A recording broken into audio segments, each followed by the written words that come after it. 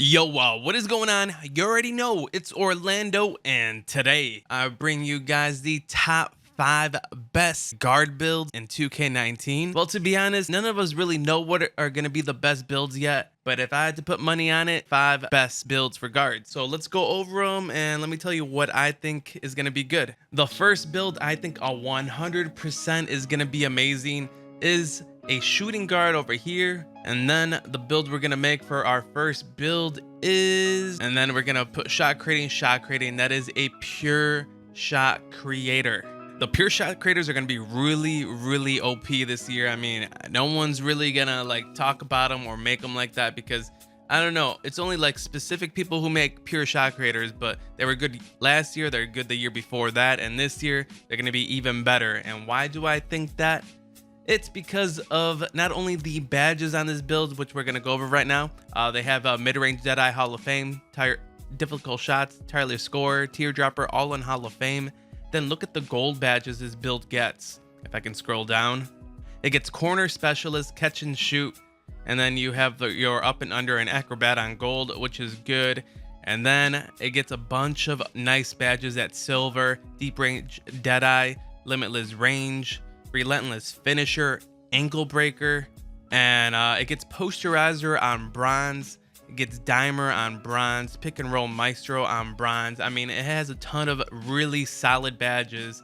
And on top of that, the big thing about shot creators this year is they may be able to speed boost, but not all shot creators will be able to speed boost. You're gonna have to make them a specific way. It's actually gonna be kind of short, so I'm gonna show you what you're gonna have to do to make this guy speed boost the first day on launch. For the height of a pure shot creator, if you wanna make him speed boost, it's gonna have to be 6'3". 6'3" is gonna be the tallest height you're gonna be able to do this build in to speed boost in, so yes, 6'3" is gonna have to be.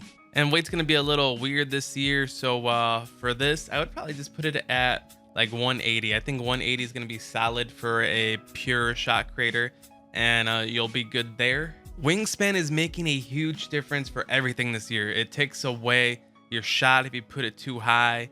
So a lot of guards are not going to max out their wingspan because they're going to lose their mid-range and their open 3 and all of that, and you do not want to do that. So the best thing to do for a pure shot creator is I would go with probably 79.1 because that's going to increase your mid-range and your open 3, but you're not going to lose out on your reach going all the way to 77.3. So I would do 79.1, and I think you're going to have a solid pure shot creator. But one more note on these pure shot creators: if zigzag is still in the game and it's effective, I feel like then and only then shot creators should probably make themselves 6'6", 6'7". That's if the zigzag's in there and you can work without dribbling this year. But I have a feeling where you're gonna have to be able to dribble or you're not gonna be able to do much this year. So we're probably gonna have to make them 6'3". But I'm just letting you guys know, if zigzag's in the game or you're able to score without dribbling with pure shot creators this year, just off the screens and stuff, then I would make them tall. And now we're going to make another shooting guard. I feel like shooting guards are the wave this year for point guards or for guards in general because they get better shooting badges. But if you want to be a facilitator and want to, you know, have better like passing badges, then you can make a point guard because it looks like point guards be getting Hall of Fame dimers and gold dimers and pick and roll maestros. And the shooting guards don't get that, but they get better shooting badges instead. So a lot of people are just going with shooting guards, and I'm going to go with a shooting guard once I make a guard. I'm going to be making a center in the beginning of the year, but later on I will be making a guard. I'm not 100% sure what I'm going to make yet. It probably won't be until around December. So I'm going to have time to analyze and see everyone's builds before I make my guard build. But yeah, we have another shooting guard here, and this one I feel like it's going to be really OP. We have a shot creating playmaker. These shot creating playmakers are going to be so OP this year. Look at their badges. They get 8 gold, but the 8 gold are all really good gold. They get mid-range Deadeye, difficult shots, tireless score, teardropper, ankle breaker, really solid good gold badges. And then they get a bunch of shooting badges at silver, including like corner specialist, deep range Deadeye, catch and shoot, relentless finisher, pick and roll maestro, dimer, and they get limitless range and posterizer on bronze.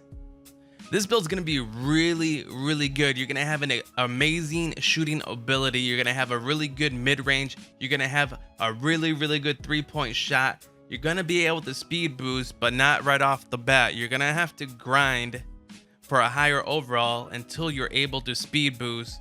But you know what? It may be worth it. It may be worth it. I think this is gonna be one of those builds that people are gonna want to grind and dominate with, to be honest. This build can pretty much do it all. It has a high layup, a decent, good medium dunk. I don't know. This is like your scoring guard build right here. It has all the scoring badges and the ability to score in the mid-range, 3-point, inside the paint. It's just a solid build. That's if you guys are going to want to grind it until you're able to speed boost. Let's get into another shooting guard build where you're going to be able to speed boost right off the beginning. And remember guys, a lot of these builds, just like the shot creating playmaker I just showed you guys, you're going to be able to speed boost at any time once that takeover badge is unleashed. It gives you a +10 of all your attributes for whatever position you are. So once you hit that 94 overall for the shot creating playmaker, you're going to be able to speed boost, because at 94 is when you unlock the takeover badge for your secondary skill. So just keep that in mind. The takeover badges is gonna help a lot of people speed boost a lot earlier. But yeah, onto this other build. It's another shooting guard build. It's gonna be probably the most popular guard build that anyone's gonna make. It's gonna be definitely the most popular.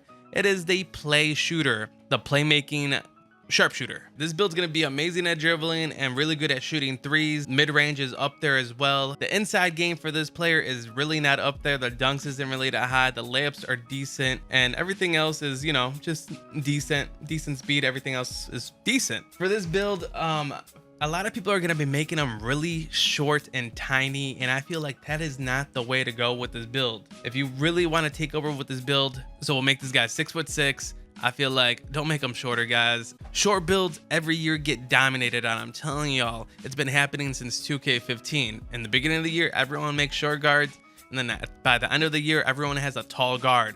So stop wasting your money. Don't make them short, make them tall. Make them 6'6". And for the weight, I always go like around 180, 185 would probably be perfect. So let's do a 185 for this build. And wingspans, again, this year are key. So you don't want T-Rex arms because it's gonna really take a hit on your shot contest, and defense is everything every year, especially this year since they improved the defense. So you don't want to go to 80.4. I don't think it's what you should do. I feel like if you don't want your mid-range affected or your 3-point shot affected like that, you're gonna probably want to keep this around 82.3. And there you go, guys. I feel like that is the perfect play shooter build with weight and wingspan. Now on to our next build. It is not a shooting guard. It's actually a small forward. You guys probably already know what I'm going to make because there's not many dominant small forward positions. And not a lot of people have actually made this build this year yet or talked about it in the prelude. And I feel like it's going to be a dominant build. No one's talking about it, but I'm going to talk about it. It's a pure playmaking small forward. They definitely have solid badges. They have all, you know, Dimer Hall of Fame, Flashy Passer Hall of Fame, Ankle Breaker Gold, Pick and Roll Maestro Gold.